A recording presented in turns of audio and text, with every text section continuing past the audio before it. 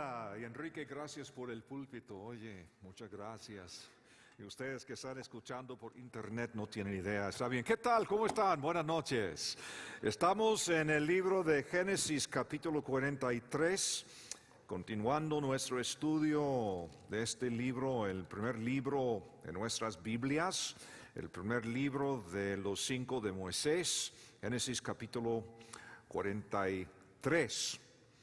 Ahora, estamos aquí en el estudio de la vida de José, uno de 4 personajes en estos últimos capítulos de Génesis, juntamente con Jacob, con Isaac, con Abraham y ahora José. Y es la historia más grande que tenemos en el libro de Génesis. Me imagino que la razón en ser la historia más larga de todas las historias de este libro de Génesis es el hecho de que José es un cuadro tan hermoso, tan completo de nuestro Señor Jesús.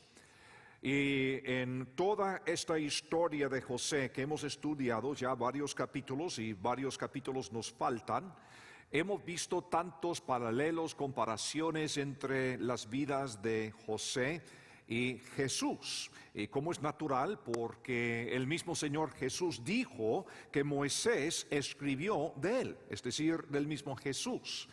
Pero no lo menciona por nombre, sino con palabras.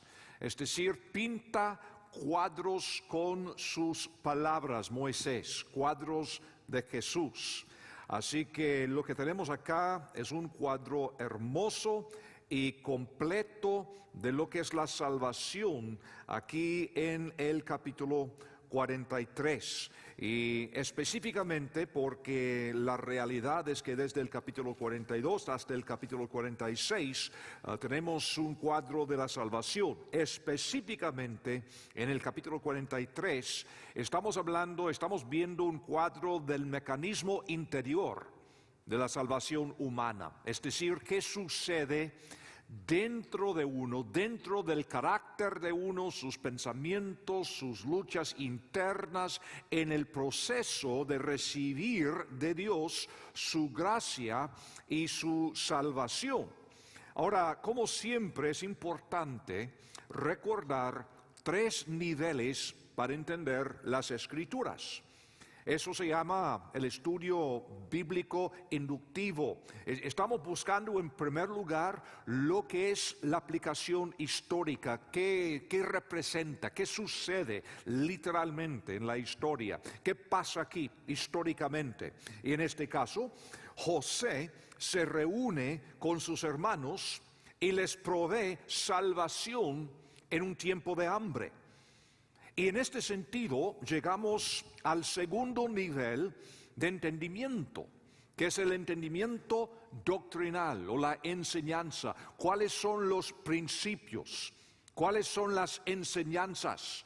¿Cuáles son los conceptos universales que uno puede sacar de esta historia y entender que Dios quiere enseñarnos algo? Y en este caso, pues estamos hablando de lo que es la salvación. Y en este caso la salvación de Israel, porque Israel va a llegar a ser una nación grande y sigue un pueblo hasta el día de hoy. Y la Biblia nos enseña que Dios no ha terminado su trabajo, su obra con Israel. Israel que anda por todos lados en el mundo hoy en día, y muchos de ellos ateos, inconversos, agnósticos. La Biblia enseña que algún día hasta la nación de Israel volverá al Señor, y el Señor los salvará como los salvó literalmente en el día de José. Es decir, es un cuadro un poco profético, viendo que la salvación que hemos visto acá es un cuadro de una salvación que está por venir todavía. Y en un tercer nivel de entendimiento, siempre tenemos que hacernos la pregunta: ahora, entiendo la historia, entiendo los principios, los conceptos, pero ¿cómo se pueden aplicar al día de hoy? Es decir, ¿qué tiene que ver conmigo, con mi vida, con mi mundo, con mi iglesia, con lo que está pasando hoy en día? Y en este caso, también la salvación tiene aplicación. Y es muy importante entender esto. En primer lugar, como dije antes, es un cuadro de la salvación que hemos recibido de Dios de nuestro pecado. Sin embargo, la salvación aparece en varios sentidos en la Biblia. A veces estamos hablando de la salvación eterna. El hecho de que el Señor me ha rescatado de mi pecado, de la pena de mi pecado, es lo que Cristo pagó en la cruz. Pero también la Biblia usa la palabra salvación para hablar de la salvación de nosotros que hemos recibido la salvación. Es decir, nosotros también tenemos pruebas, tenemos tribulaciones, tenemos problemas, estamos en situaciones diversas y siempre Dios es nuestra salvación. ¿Verdad que sí? Aún como creyentes. Entonces uno puede decir y cómo discernir en cuál sentido Dios está hablando. Pues siempre en todo sentido. Es decir, Dios nos salva igualmente por su gracia mediante la fe en cualquier momento. En el sentido de salvarnos de la pena del pecado y en el sentido de salvarnos de nuestra carnalidad, de nuestra tribulación, lo que fuera, Dios siempre nos salva. Ahora, vamos a comenzar aquí en el versículo 1 de capítulo 43. El hambre era grande en la tierra. Y aconteció que cuando acabaron de comer el trigo que trajeron de Egipto, les dijo su padre: volved y comprad para nosotros un poco de alimento. Respondió Judá diciendo: aquel varón nos protestó con ánimo resuelto, diciendo: no veréis mi rostro si no traéis a vuestro hermano con vosotros. Si enviares a nuestro hermano con nosotros, descenderemos y te compraremos alimento. Pero si no le enviares, no descenderemos, porque aquel varón nos dijo: no veréis mi rostro si no traéis a vuestro hermano con vosotros. Ahora, ¿qué está pasando? Este hambre ha llegado a ser algo serio. Y estos hermanos, hijos de Jacob, que ya una vez han descendido a Egipto buscando alimentos, ya esos alimentos se han acabado. Entonces, ¿qué pasa? No hay nada en la tierra de Israel y están pensando ¿qué podemos hacer? Tienen una necesidad muy seria. Pero aquí está la cosa. Reconocer nuestra necesidad es precisamente lo que nos conduce a Dios. La necesidad nos conduce a Dios. Así fue en el tiempo de nuestra salvación del pecado, cuando primero depositamos nuestra fe en el Señor Jesús. Y muchas veces decimos, y ahora como creyentes, ¿por qué tenemos necesidad? Porque siempre tenemos que buscar a Dios. Siempre tenemos que depender de Él. Entonces en cada momento tenemos necesidad de buscar a Él. Dios fuerza a Israel a que acude al lugar de la bendición por medio del hambre. Es el mismo hambre que les conduce al Señor. Y todas las necesidades que hay en nuestras vidas son solamente un medio para llevarnos a Dios. Porque Dios es la única fuente de suministro para nuestra necesidad, ¿no es cierto? Entonces, ¿cómo es que el Señor puede mantenernos en una posición de sumisión a Él? Aprovechando de la necesidad. La necesidad nos conduce a Él, buscamos a Él. Y por eso quizá vale la pena pensar por un momento cuál es cuál es la necesidad más grande que tengo en mi vida ahora mismo. ¿Cuál sería? Seguramente todos tenemos necesidades. ¿Cuál es la necesidad más grande que tenemos? Y la siguiente pregunta sería, Entonces, ¿cómo quiere Dios usar esta necesidad para que nos acerquemos más a Él? ¿Cómo podemos dependernos más de Él por medio de esta necesidad?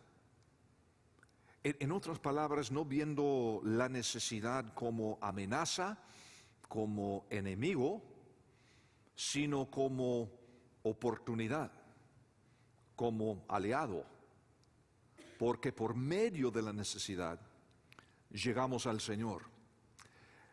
Hay otra cosa que hace la necesidad.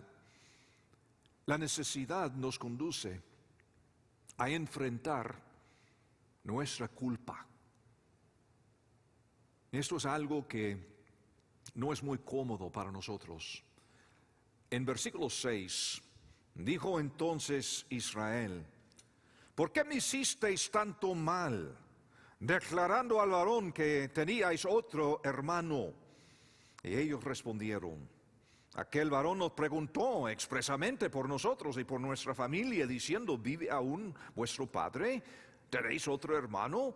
Y les declaramos conforme a estas palabras. ¿Acaso pedimos saber que él nos diría: haced venir a vuestro hermano? ¿Por qué pasa? Israel es el mismo Jacob. Jacob, nombre que quiere decir engañador, suplantador. Y así ha sido. Hemos visto que este señor Jacob tiene tanta carnalidad, tantos problemas de carácter, y a través de casi toda su vida ha andado en su carnalidad, en sus mentiras, en sus maquinaciones, buscando controlar su propio destino sin la ayuda del Señor. Y tan solo en los últimos años de su vida, Jacob ha llegado a crecer más en su vida espiritual. Todavía no ha llegado, yo tampoco, ustedes tampoco, pero ha llegado a un punto cuando al menos ha crecido un poco, pero todavía no reconoce que muchos de sus problemas son a causa de su propia carnalidad y la falta de carácter de sus hijos. ¿Dónde aprendieron esto? De él. De él. Es decir, que Jacob, en cierto sentido, está cosechando los frutos de su propia vida de carnalidad. ¿Y ahora qué quiere hacer? Echarle la culpa a ellos. ¿Por qué dijeron esto al hombre?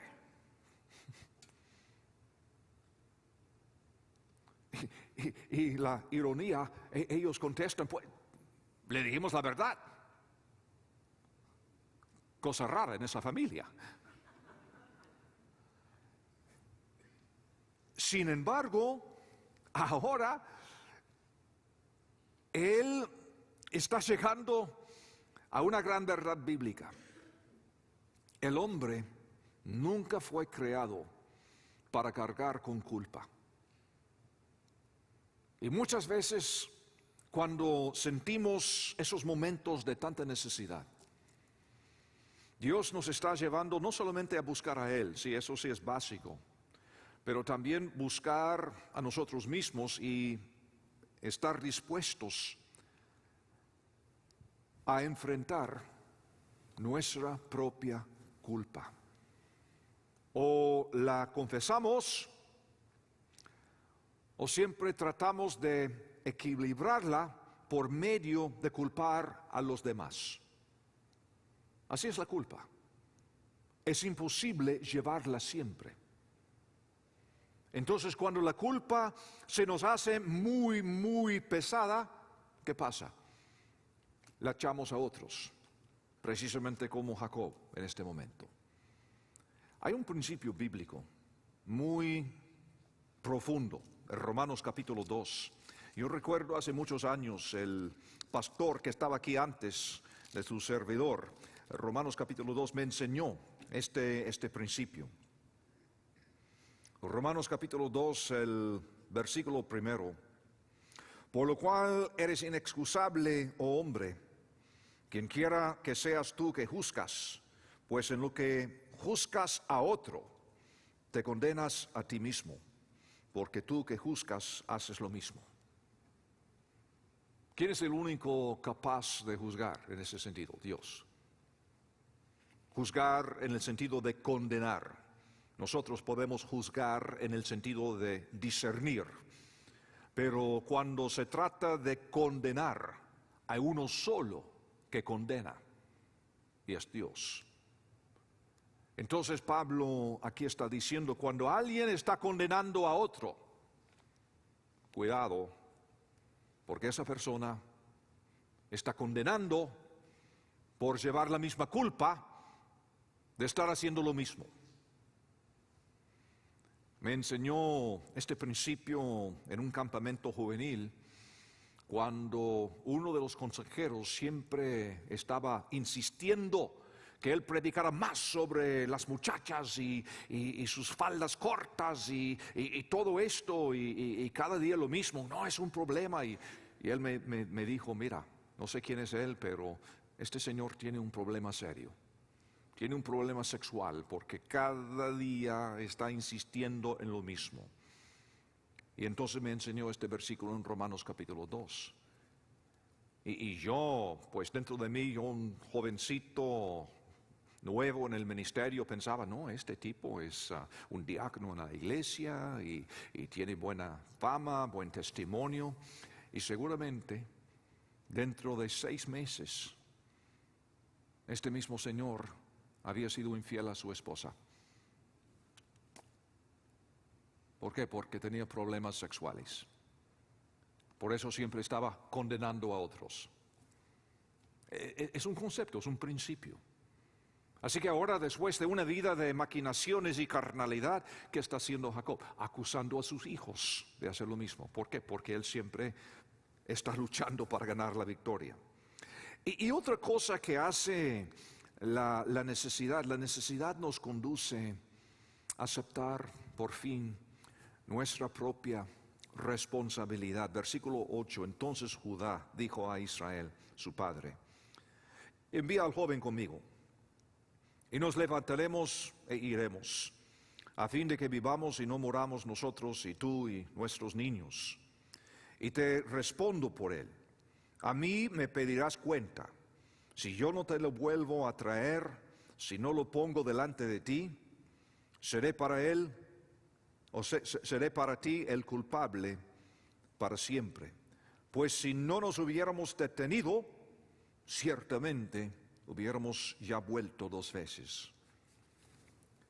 Nadie puede encontrar la salvación que Dios nos ofrece, a menos que esté preparado para reconocer su propia responsabilidad, su responsabilidad personal. Y esto también es cierto para nosotros los creyentes. Muchas veces cuando hablamos de compartir nuestra fe con los demás, decimos que nadie puede llegar a la vida eterna sin reconocer su pecado, ¿verdad? Pues lo mismo se puede decir de nosotros que ya somos creyentes, seguidores de Cristo Jesús. Cuando estamos en apuros, cuando estamos en la necesidad de salvación de X problema, nosotros tenemos que estar dispuestos a aceptar cualquier responsabilidad que nos corresponde a nosotros también. Y es interesante comparar la actitud madura de Judá, en este caso, con la actitud inmadura de Rubén, en versículo 37 del capítulo anterior. Y Rubén habló a su padre diciendo, harás morir a mis 2 hijos, si no te devuelvo, entrégalo en mi mano, que yo la devolveré a ti.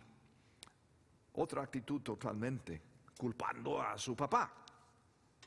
Una cosa más, la necesidad nos conduce a someternos a la soberanía de Dios. Es decir, reconocer que Él es. No hay otro Dios como Él, no hay. Él es el único Dios, Dios omnipotente. Versículo 11, Entonces Israel, su padre, les respondió: pues que así es, hacedlo. Tomad de lo mejor de la tierra en vuestros sacos y llevad a aquel varón un presente, un poco de bálsamo, un poco de miel, aromas y mirra, nueces y almendras. Y tomad en vuestras manos doble cantidad de dinero, y llevad en vuestra mano el dinero vuelto en las bocas de vuestros costales, quizá fue equivocación. Tomad también a vuestro hermano y levantaos y volved a aquel varón. Y el Dios omnipotente os dé misericordia delante de aquel varón y os suelte al otro vuestro hermano y a este Benjamín. Y si he de ser privado de mis hijos, séalo. ¿Qué cambio? Dios siempre busca llevar a nosotros a este punto donde no hay salida, excepto por Dios. Honestamente, Dios quiere que vivamos allí, en este punto. Que cada día estemos en esta situación, que no hay salida, si no es por Dios, dependiendo totalmente de Él. Hay algo interesante aquí en versículo 14, y el Dios omnipotente, nombre muy común para nosotros. Hablamos del Dios omnipotente en nuestras prédicas, en nuestros himnos, canciones, nuestras pláticas. El Dios omnipotente, esta es la primera vez que aparece en la Biblia. La palabra en hebreo, El Shaddai. Muchos de ustedes han escuchado este nombre hebreo, El Shaddai, porque aparece en varias canciones en los últimos años. Pero ese nombre hebreo para Dios se puede traducir literalmente el Dios omnipotente. Y qué cosa, no es coincidencia que la primera vez que aparece en el contexto de la vida de este engañador, manipulador, Jacob, quien durante toda su vida confiesa creer en Dios. Oh, sí, yo creo en Dios. Pero por primera vez en este tiempo de una necesidad tan aguda, donde no hay salida, él tiene que depender totalmente de Él. Y ahora por primera vez está hablando del Dios omnipotente. Es un cambio drástico de actitud de parte de Jacob. Y esta última frase del versículo 14, por fin se nos presenta la actitud correcta. Y si he de ser privado de mis hijos, séalo. Qué tremendo. Hasta este punto, Jacob acude a Dios en desesperación. Ay, Señor, mis hijos. Ay, Señor, guarda a mi hijo. Ay, Señor, esto que el otro. Y ahora por primera vez en su madurez está diciendo, bueno, Señor, aquí están mis hijos. No tenemos por dónde. No hay Dios como tú. Tú eres el Dios omnipotente, como para decir que, Señor, yo sé que tú puedes. Pero si he de ser privado de mis hijos, que así sea. Por fin, después de tantos años, tantas décadas, vemos en Jacob esta actitud de madurez. Hay personas en nuestra iglesia, y no estoy pensando en ninguna persona en particular, pero hay personas con 70, 80 años que todavía no tienen esta madurez. Ven a Dios como una ayuda nada más, auxilio.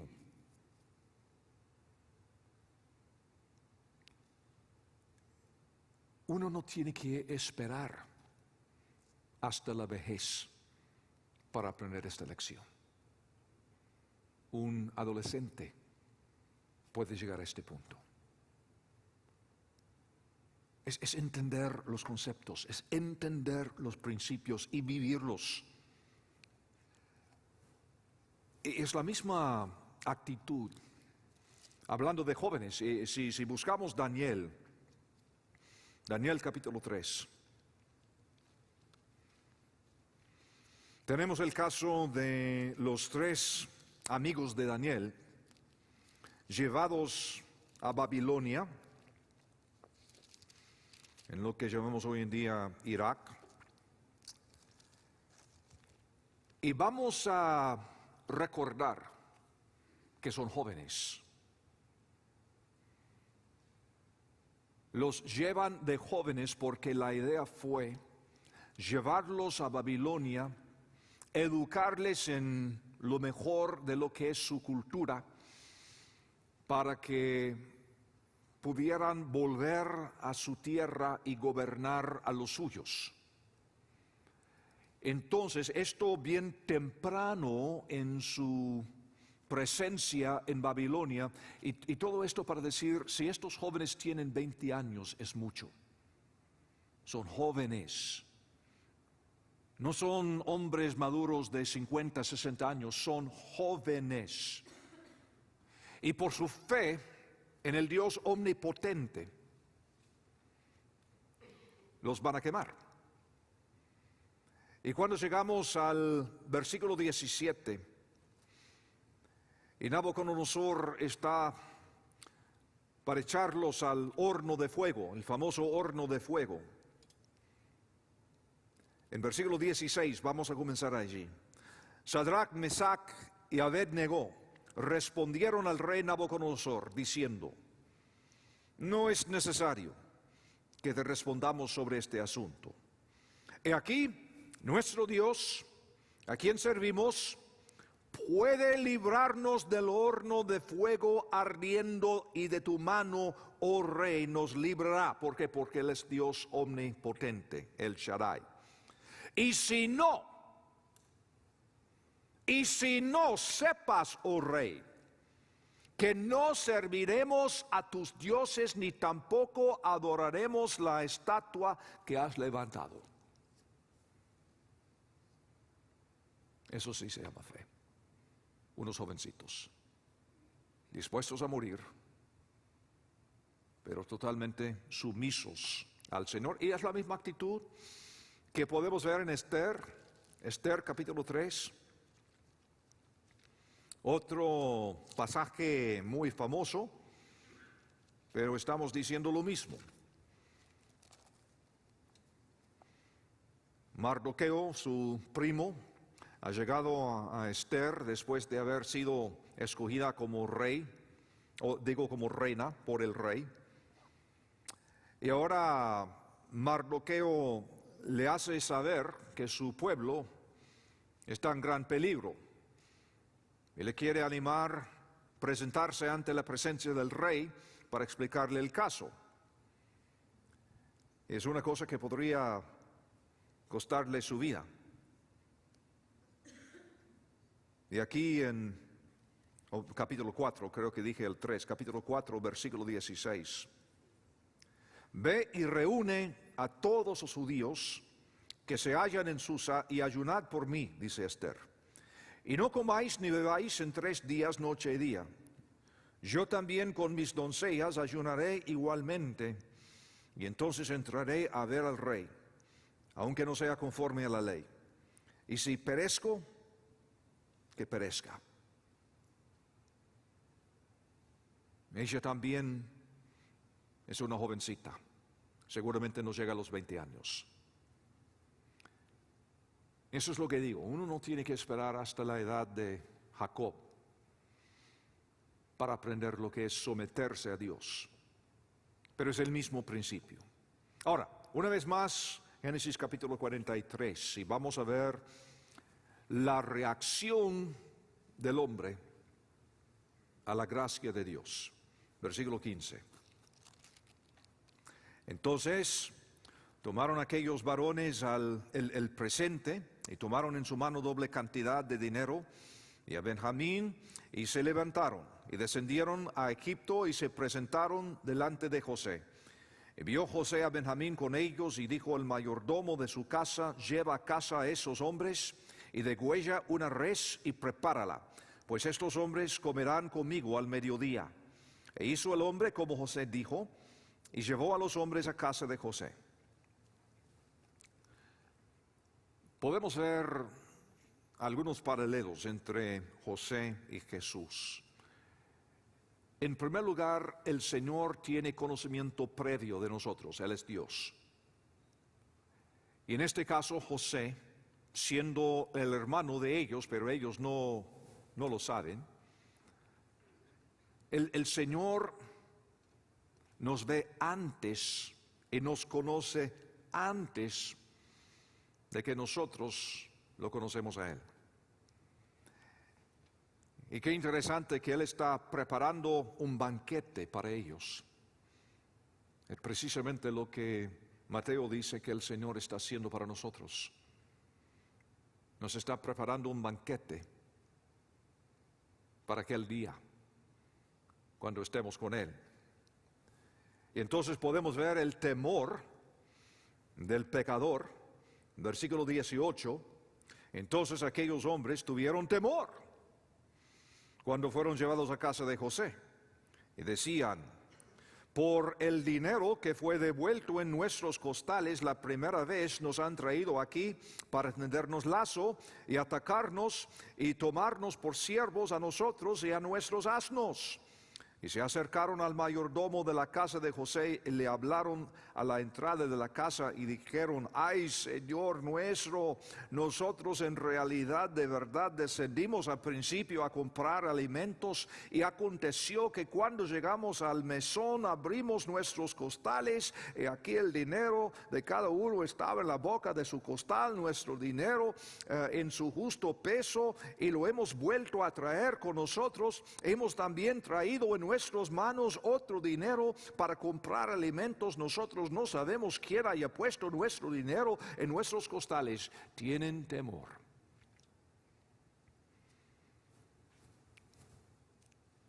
Y siempre es la reacción del hombre a la gracia de Dios. Pienso en Isaías capítulo 6, cuando entra en la presencia de Dios y le viene un pánico reconociendo su propio pecado. Sinceramente, cuando estamos hablando de Cristo con otras personas que todavía no lo conocen, hay que poner en duda a toda persona que no manifieste esta reacción, no digo emocional, no tiene que ser con lágrimas y emociones, pero es un reconocimiento que Él es Dios y yo no. Lo que la Biblia llama el temor de Dios. El temor de Dios. Es interesante que toda vez que Dios o que un ángel se aparece a algún hombre en la Biblia, las primeras palabras siempre son: no temas, no temas, no temas. Siempre pienso cuando estamos cantando esas alabanzas tan preciosas y abriendo el corazón: Señor, te amo, Señor, quiero estar contigo, quiero estar a tu lado. Y si el Señor hiciera acto de presencia aquí esta noche, ¡ah! Boca abajo. ¡Ay! No temas, no temas. Y siempre es la reacción. Pero otra cosa interesante. Vamos a volver aquí al capítulo 43, versículo 23. El mayordomo está hablando. Él les respondió: paz a vosotros, no temáis. Es como un ángel, ¿verdad? Agente de Dios. Vuestro Dios, el Dios de vuestro padre, os dio el tesoro en vuestros costales. Yo recibí vuestro dinero. Y sacó a Simeón a ellos. Y llevó aquel varón a los hombres a casa de José. Y les dio agua. Y lavaron sus pies. Y dio de comer a sus asnos. Y ellos prepararon el presente, entre tanto que venía José al mediodía, porque habían oído que allí habrían de comer pan. Es interesante para mí lo que hemos leído, porque temiendo por sus vidas. Estos hijos de Israel buscan un rostro amigo en el siervo de José, su mayordomo. Buscan este mediador, digamos, y este mayordomo es un cuadro hermoso de cómo Dios usa instrumentos humanos para prepararnos para un encuentro con Él. ¿No es cierto que Dios hubiera puesto en el cielo un rótulo anunciando la salvación? Él es Dios, pero no lo hizo así. Dios usa la instrumentalidad humana, tú y yo, para ser el rostro amigo para las personas que todavía no lo conocen o todavía están buscando conocerlo más en problemas y todo esto. La instrumentalidad, como siempre hemos dicho, crecer en la Biblia es un verbo plural. Nos necesitamos los unos de los otros.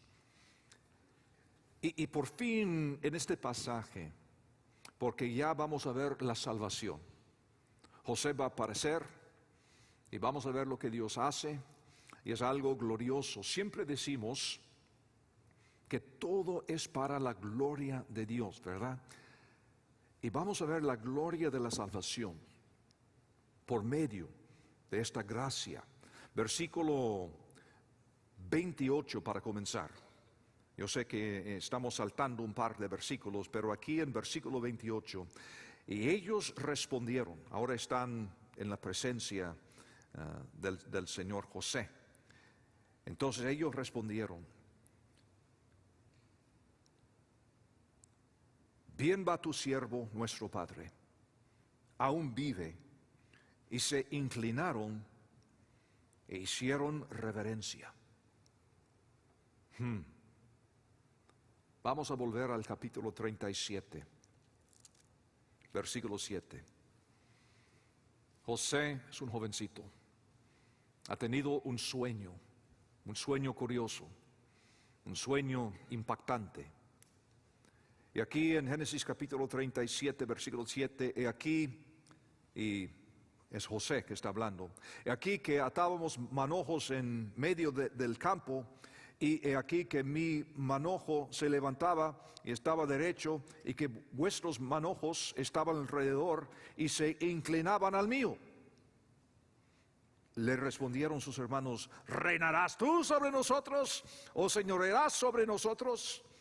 Y le aborrecieron aún más a causa de sus sueños y sus palabras.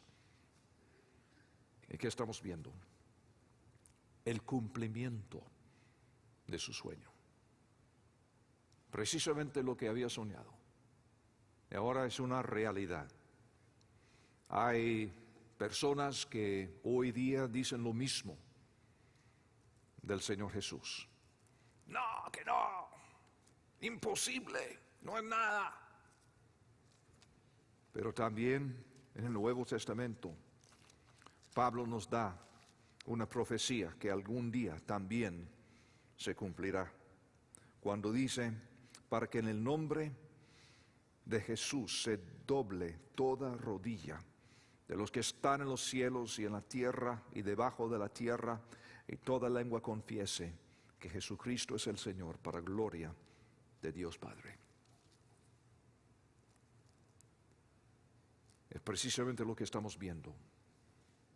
A propósito, para ustedes que leen más adelante en Apocalipsis capítulo 12, hay otro cumplimiento literal en lo que está por venir en los días finales antes de la segunda venida de nuestro Señor. Y en versículo 26, ahora vamos a ver estos versículos que hemos saltado, dice: vino José a casa, y ellos le trajeron el presente que tenían en su mano dentro de la casa, se inclinaron ante él hasta la tierra. Entonces les preguntó José cómo estaban, y dijo: vuestro padre, el anciano que dijisteis, ¿lo pasa bien? ¿Vive todavía?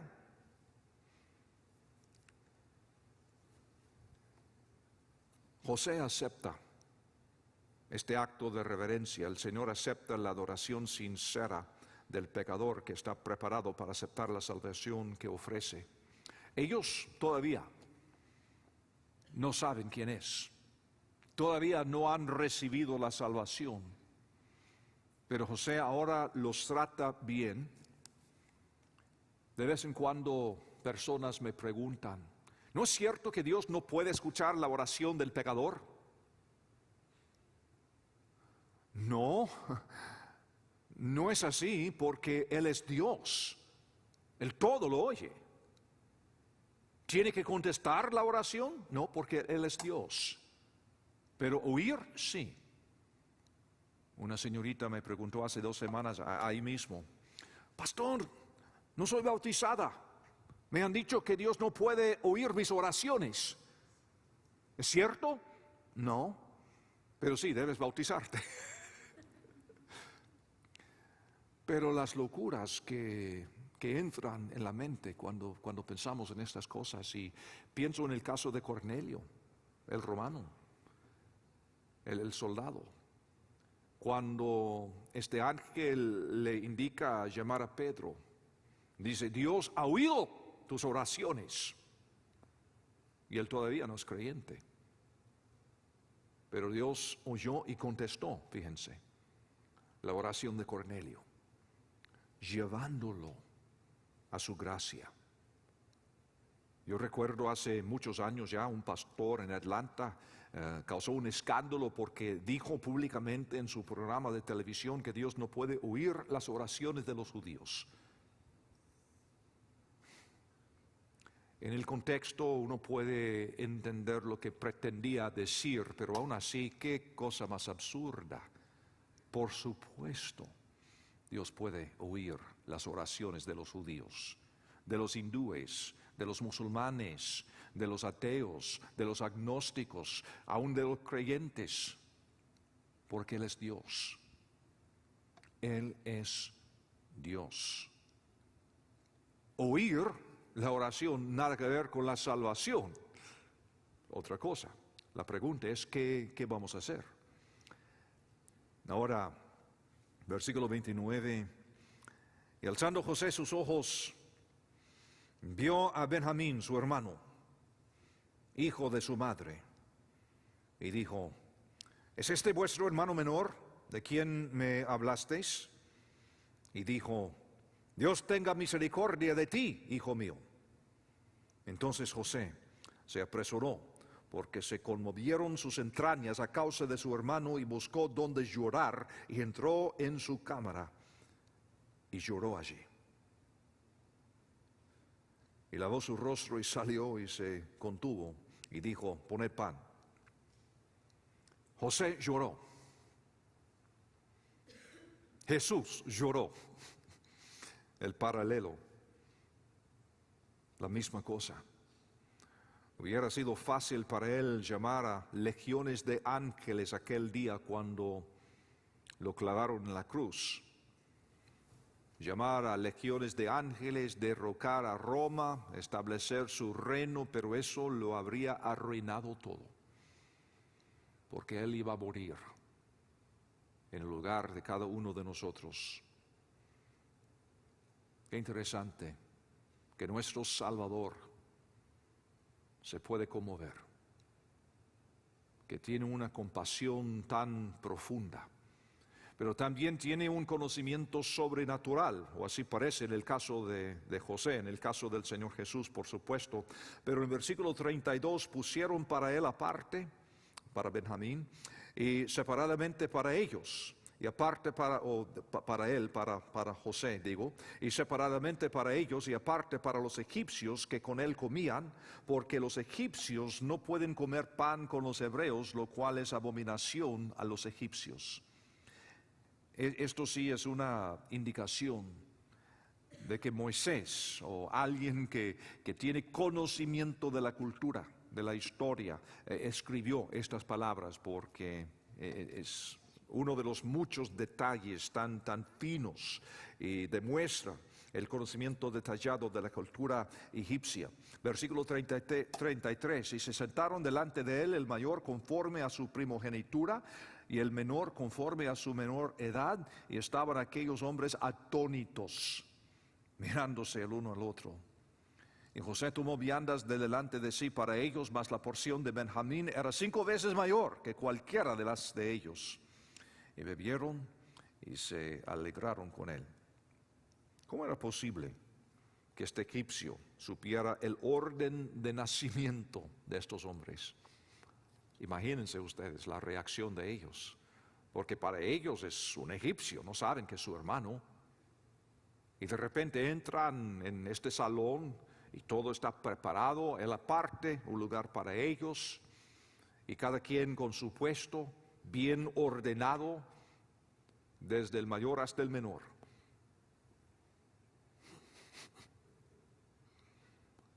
¿Cómo lo sabe?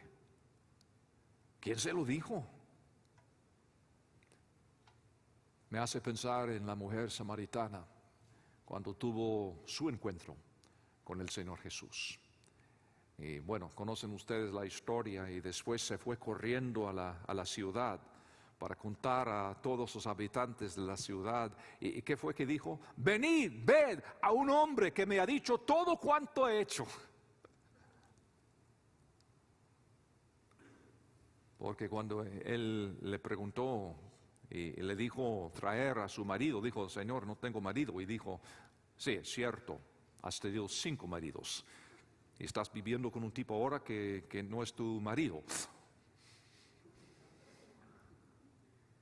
¿No es cómico cómo es a veces que pensamos que podemos ocultar algo del Señor? Cuando Él todo lo sabe. Todo lo sabe.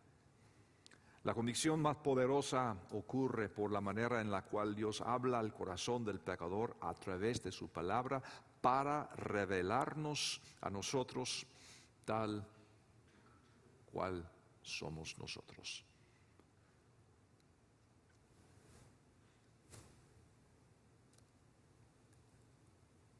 ¿Vive usted como un individuo perdido? ¿O vive usted como alguien en sumisión a Dios omnipotente? Viendo esta historia, viendo la reacción de Jacob, de José, de todos los caracteres, yo sé que todos nosotros tenemos situaciones en las cuales necesitamos de la salvación de Dios, claro que sí. Pero ojalá que ninguno de nosotros tuviéramos la inmadurez para culpar a otros, para correr del Señor, para no querer aceptar nuestra propia responsabilidad cuando enfrentado. Qué lástima, personas como Jacob, que pasan años y años y años y años en su inmadurez. Y tenemos ejemplos en la Biblia, como los 3 amigos de Daniel, como Esther y otros más, jóvenes, que reconocen quién es Dios. Y desde su juventud crecen. Estamos estudiando Lucas los domingos por la mañana y es algo que pienso mencionar el domingo también. Les doy a ustedes una idea de antemano, pero es interesante saber que en estos primeros capítulos de Lucas el Señor Jesús tiene aproximadamente 30 años. Y todos sus discípulos, a lo mejor son menores. No hay ninguna indicación de que uno de los discípulos de Jesús tenga más años que Jesús. En la mayoría de los casos, jóvenes de 18, 19, 20 años. Y ellos son que van a cambiar el mundo. Todos los doctores de la ley, con su teología, con sus estudios, ciegos a los asuntos básicos de la vida. El Señor va a cambiar el mundo por jóvenes dispuestos a tener la actitud que hemos visto esta noche, en vez de la actitud de un Jacob. Gracias al Señor que al final de su vida creció a cierta medida. Qué bien, gracias a Dios, me alegro. Pero qué tragedia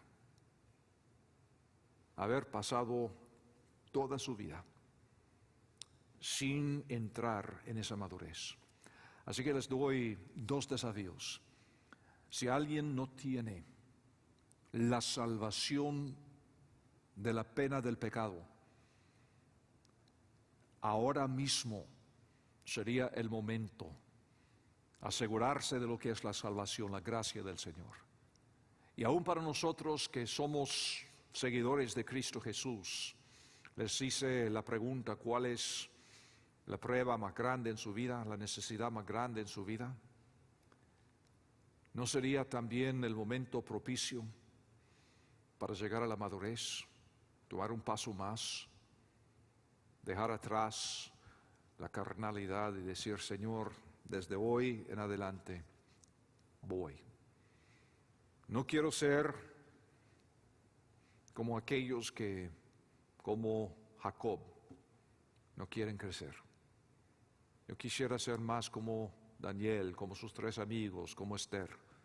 Yo quisiera llegar a la madurez y no quiero esperar más. Está disponible porque Él es el Dios omnipotente, el Shaddai. Padre Santo, gracias por este cuadro tan hermoso que es la vida de José. Te suplico que cualquier persona que no tiene la salvación de su pecado, que pueda depositar su fe en Cristo Jesús ahora mismo como su único Salvador. Y para nosotros que te seguimos, Señor, en algunos casos, Señor, estamos llevando con nosotros la culpa y la carga de muchos años de carnalidad. Señor, que podamos dejarlo atrás y entrar también en tu salvación, no de la pena del pecado, sino la salvación de la carnalidad, de nuestro propio pecado, de nosotros mismos. Porque todo esto te lo suplicamos, porque tú eres el Dios omnipotente, el Shaddai. Amén.